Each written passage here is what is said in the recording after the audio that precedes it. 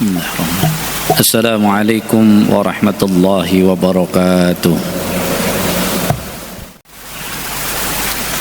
Alhamdulillah. Alhamdulillahilladzi yusabbihu lahu ma fis samawati wa ma fil ardh. Al-Malik, Al-Quddus, Al-Aziz, Al-Hakim. Alhamdulillah alladzi unzila al-Qur'an hudan lil muttaqin walladzi ja'ala taqwa waslatan lil mu'minin walladzi amarna bisairil ibadah waslatan littaqwa lil amilin al mukhlisin. Asyhadu an la ilaha illallah wahdahu la syarika lah al aziz al hakim wa asyhadu anna muhammadan abduhu wa rasuluh shadiqul wa'dil amin. Allahumma fassalli wa sallim ala muhammadin wa ala alihi wa sahbihi ajma'in. Amma ba'du. Qala ta'ala ya ayyuhalladzina amanu taqullaha haqqa tuqatih wa la tamutunna illa wa antum muslimun. Wa qala Rasulullah sallallahu alaihi wasallam ittaqillaha haitsuma kunta wa bi sayyi'atil hasanata tamhuha wa khaliqin nas bi khuluqin hasanin. Jamaah Jumat rahimakumullah,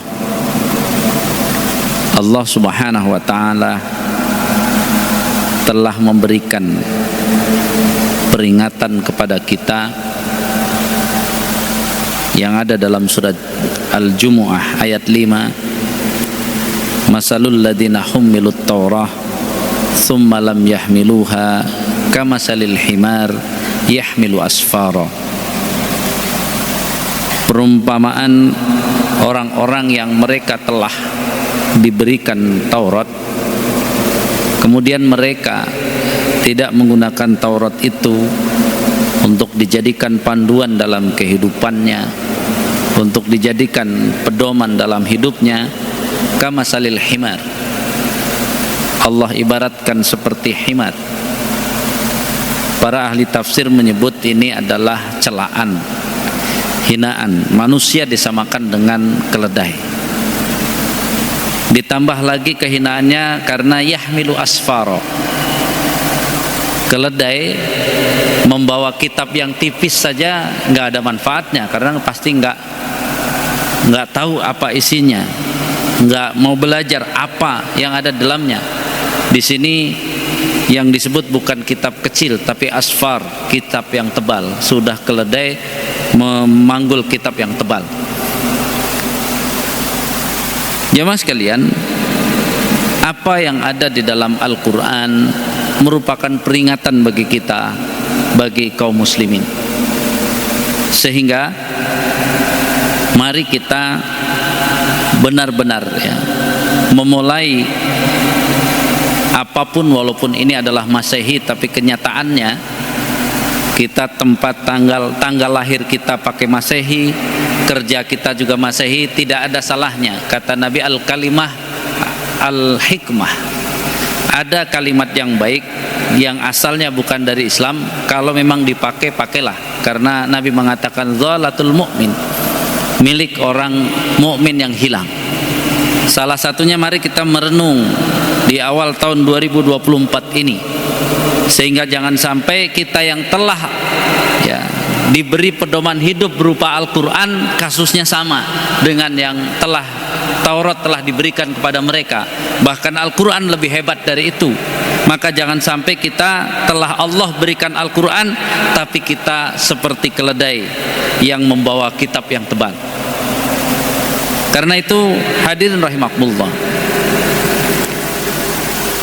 ayat ini, surat Al-Jumu'ah ini dibuka dengan ayat untuk menunjukkan bahwa seorang manusia yang kalau dibandingkan dengan kalimat yusabbihu lillahi ma fis samawati wa ma fil ard dibandingkan dengan apa yang ada di langit dan apa yang ada di bumi, tentu kita makhluk yang sangat kecil.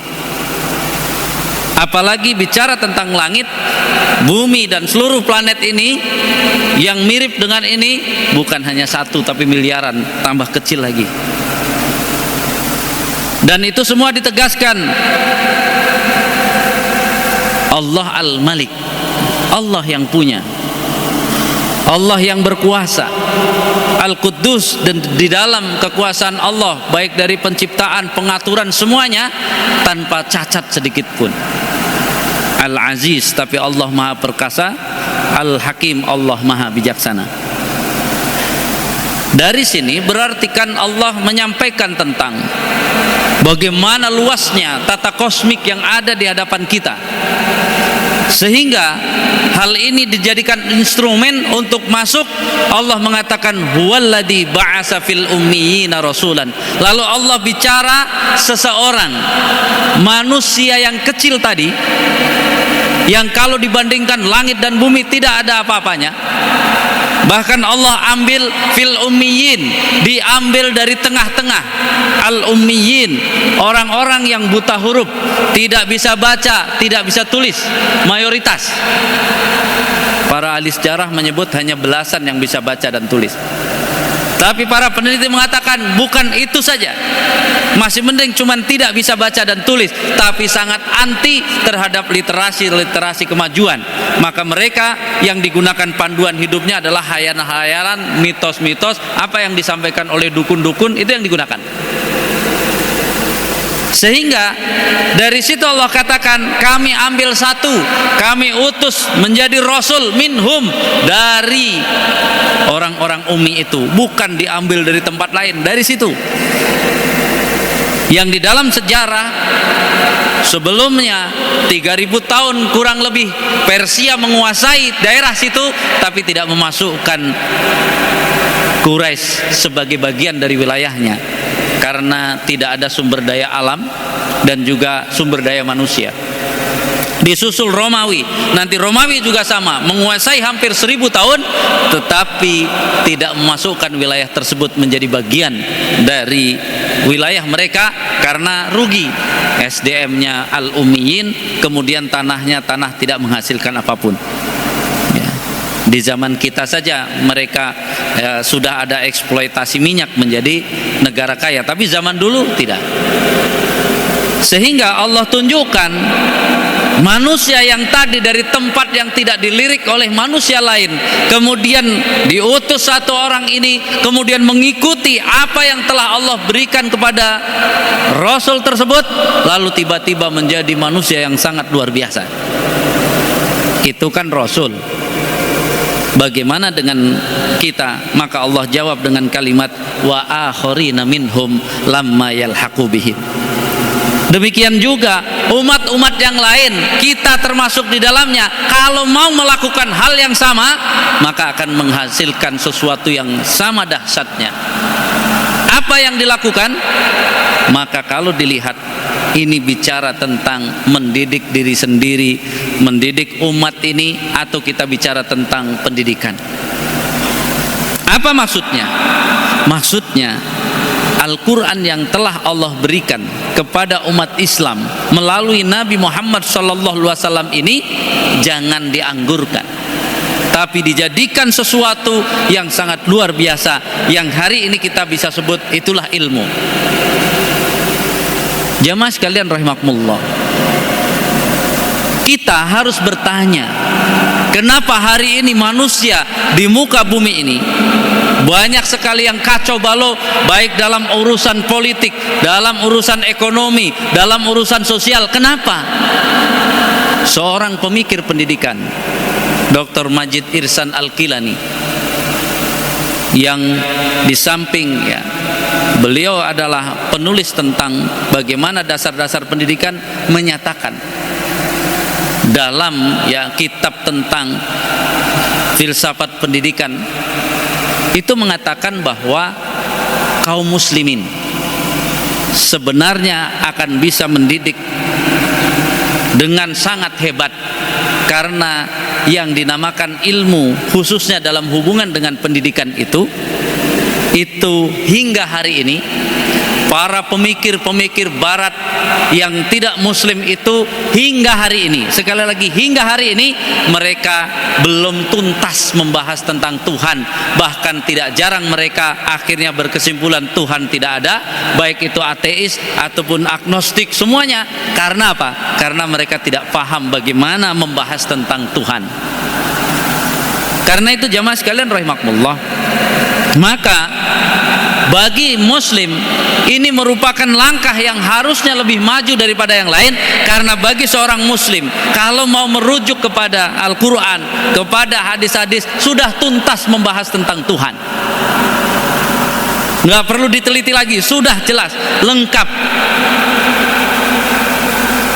Padahal hari ini ketika ditambah lagi, apa sih yang mempengaruhi proses? Nanti kan kalau kita sebut namanya sosial, ekonomi, kemudian politik, itu kan hubungan antar manusia. Maka pertanyaannya berikutnya, kerancuan ilmu yang tidak merujuk kepada Al-Quran, apalagi dia seorang muslim, itu karena hingga hari ini maka barat dan seluruh pemikir-pemikir pendidikan yang tidak beragama Islam telah gagal mendefinisikan tentang manusia. Tentang manusia. Sehingga manusia itu dianggap ya bebas semuanya. Maka semua sekarang pelajaran kita dari SD sampai perguruan tinggi, lalu kemudian kita mendapatkan bidang misalnya politik, ekonomi, itu kan rujukannya berbicara tentang manusia mencapai kebahagiaan. Baik dalam politik, dalam pendidikan, dalam ekonomi, akan bicara tentang itu, bagaimana seorang manusia menggapai kesenangan dan juga kebahagiaan. Tapi kalau dia manusianya itu nggak tahu siapa, dan hingga hari ini yang dipakai ketika diteliti oleh Majid Irsan Al-Kilani, yang diteliti adalah konsep yang tetap diturunkan oleh Darwin, paling hebat Abraham Maslow, yang hanya berbicara tentang fisik manusia atau manusia secara duniawi, jasmani, yang tidak ada hubungan sama sekali dengan akhirat. Maka disitulah ketika kita masuk dalam ilmu ekonomi tanpa mengerti tentang Al-Quran padahal kita muslim, sehingga kita ibarat Allah sudah berikan kitab kita seperti keledai yang tidak tahu apa-apa, maka kita tiba-tiba mengamini semua konsep-konsep politik, ekonomi, sosial yang sebenarnya mereka berbicara dari manusia yang tugasnya cuman bagaimana senang dan enak di dunia ini. Karena mereka tidak kenal Tuhan, maka begitu mendefinisikan manusia nggak ada hubungan dengan ukhrawi, nggak ada hubungan dengan akhirat, nggak ada hubungan dengan bagaimana manusia dengan Tuhannya. Sehingga apa? Itu yang kita serap.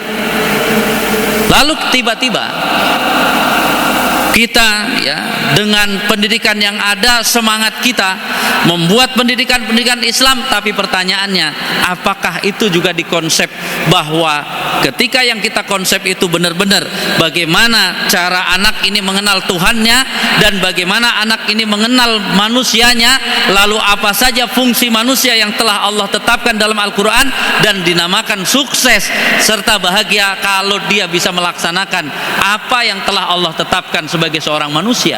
Bukan seperti zaman sekarang kita mendidik manusia hanya dari sisi jasmani, bicara ekonomi politik hanya memenuhi unsur-unsur jasmani. Dari situ kalau kita berpikir, maka kita akan tahu bahwa di mana masalahnya. Masalahnya dari situ.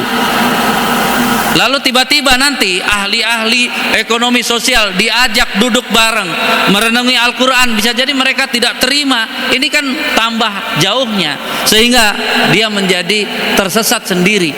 Maka tidak heran ketika orang kadang-kadang anti dengan Islam ini, anti dengan konsep-konsep ini. Padahal kenapa mereka anti? Karena telah mengkristal bahwa semua ilmu yang mereka dapat seolah-olah sudah final, padahal ilmu yang mungkin mereka dapatkan bukan dari yang benar-benar dikemas oleh para ulama-ulama yang ngerti apa itu Tuhan, apa itu Allah, yang mengerti apa itu manusia dan bagaimana kedudukan alam semesta, dan juga sudah diatur bagaimana seorang manusia berhubungan dengan Tuhan kebutuhannya, bagaimana manusia berhubungan dengan manusia, lalu melahirkan ilmu ekonomi, sosial, politik di situ yang sesuai dengan, tidak bertentangan dengan hubungannya dengan Allah, sampai nanti hubungannya manusia dengan alam semesta, yang alam semesta itu yang benar-benar bertasbih kepada Allah, apa yang ada di langit dan apa yang ada di bumi ini.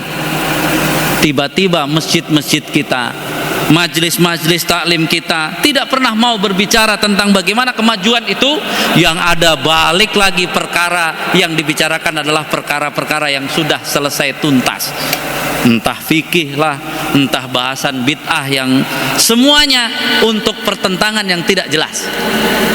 Padahal, sekali lagi, padahal saya pernah mengingatkan, apa yang kita baca 17 kali di dalam sholat kita itu berbicara tentang bagaimana kuatnya keimanan berpadu dengan majunya sebuah manusia, yang manusia kalau benar-benar ihdinas siratal mustaqim, ikut petunjuk Allah yang sesungguhnya, maka bukan ribut sesama jamaah masjid, bukan ribut sesama berbeda tempat pengajian, bukan ribut sesama beda ormas dan beda lain-lain, tapi di dalam ayat yang dibaca 17 kali minimal oleh kita adalah kita harus bisa bersaing dengan ghairil maghdubi alaihim waladdallin, dengan al maghdub alaihim yang prototipenya disebutkan oleh para ahli tafsir adalah Yahudi, dan az-dzallin prototipenya yang disebutkan oleh para ahli tafsir adalah Nasrani. Kita disuruh bersaing, maju di dunia ini, bersaing dengan mereka, bukan ribut di masjid tentang perkara-perkara yang sebenarnya hanya menyempit, tidak meluas. Ya mas kalian rahimakumullah.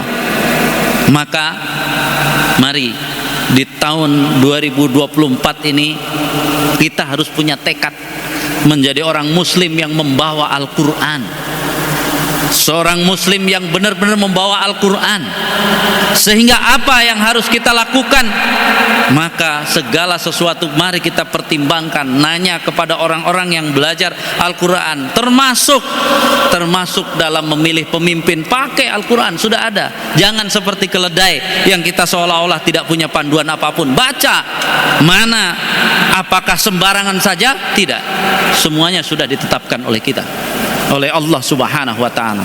Termasuk ya, jamaah sekalian rahimakumullah, termasuk Rasulullah itu salah satunya punya 2 surat yang bisa dibaca di Jumat ini. Yang satu adalah Al-A'la, yang satu adalah Al-Ghasyiyah.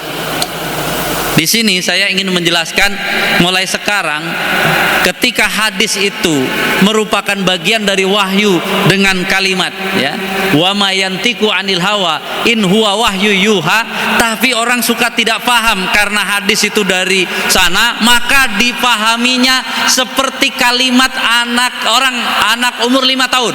Apa maksudnya? Kalau anak umur 5 tahun Pak mengucapkan sesuatu, ya sesuatu yang diucapkan itu maknanya sesuatu itu.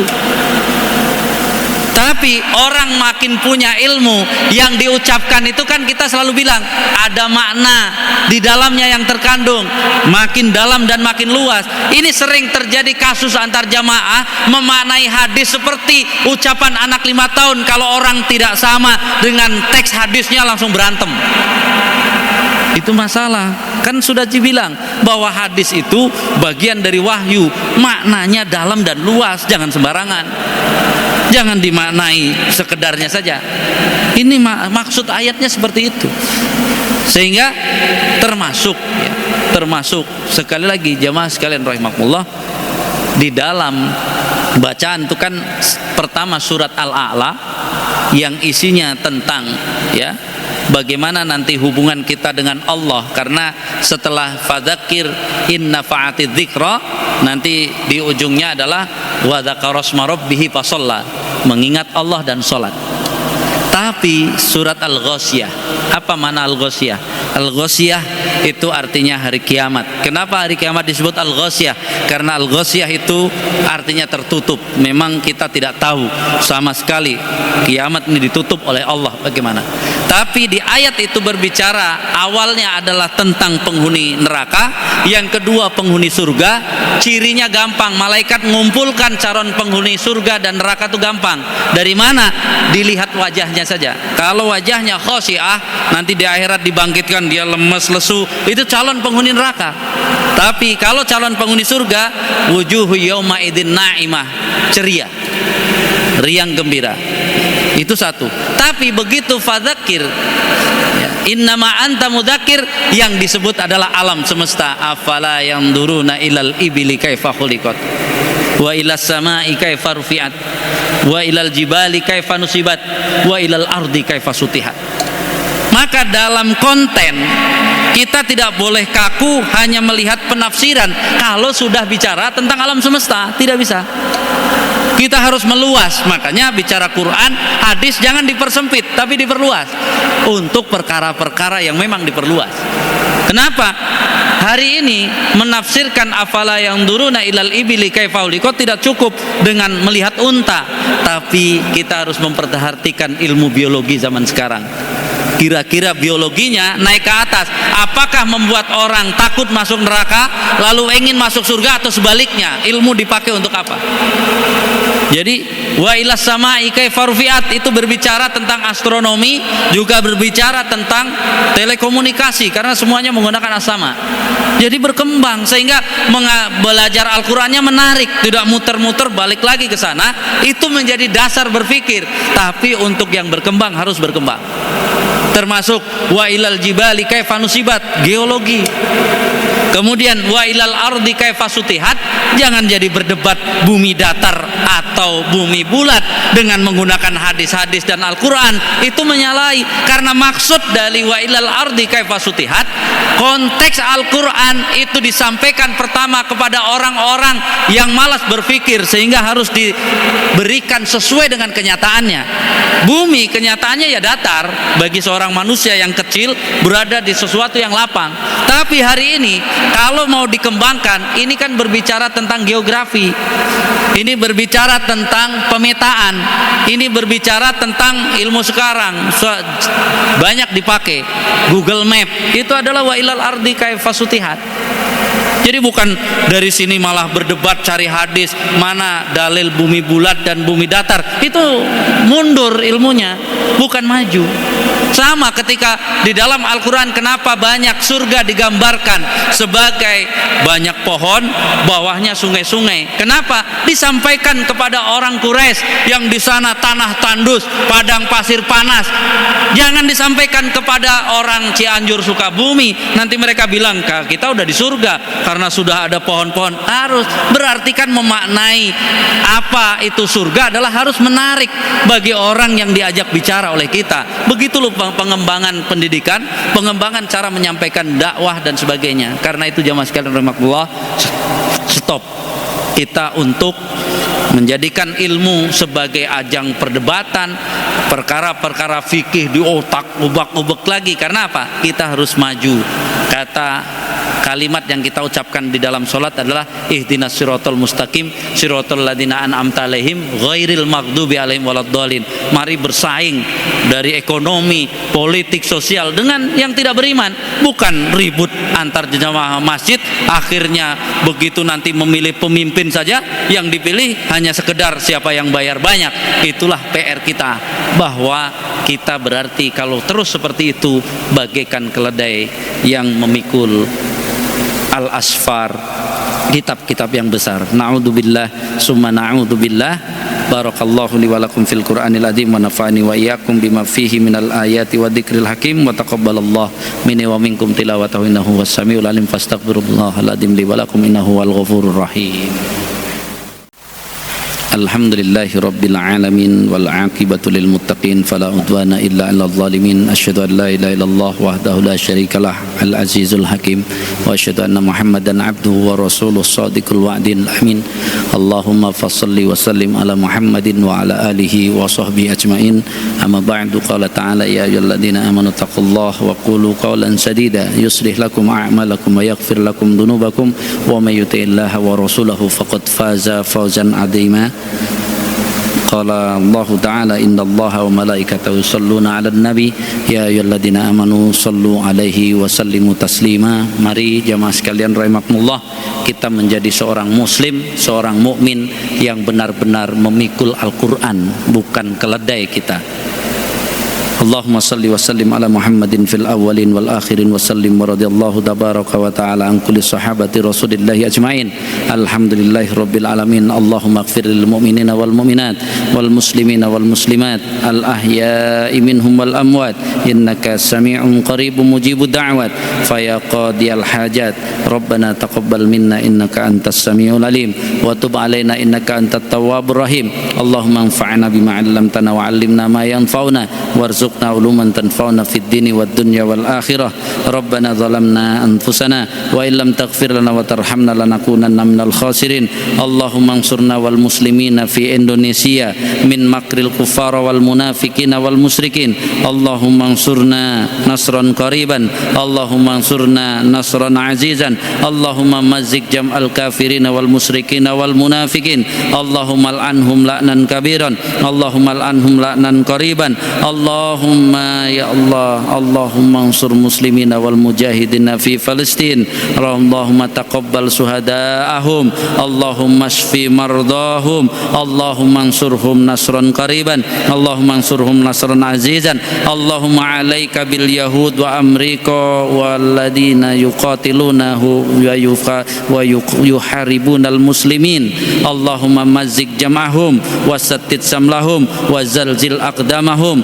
Rabbana atina fid dunya hasanah wa fil akhirati hasanah wa qina adzabannar. Wa sallallahu ala Muhammadin wa alihi wa sahbihi wasallam. Subhanaka rabbana rabbil izzati amma yasifun wa salamun alal mursalin walhamdulillahi rabbil alamin. Aqimissalah.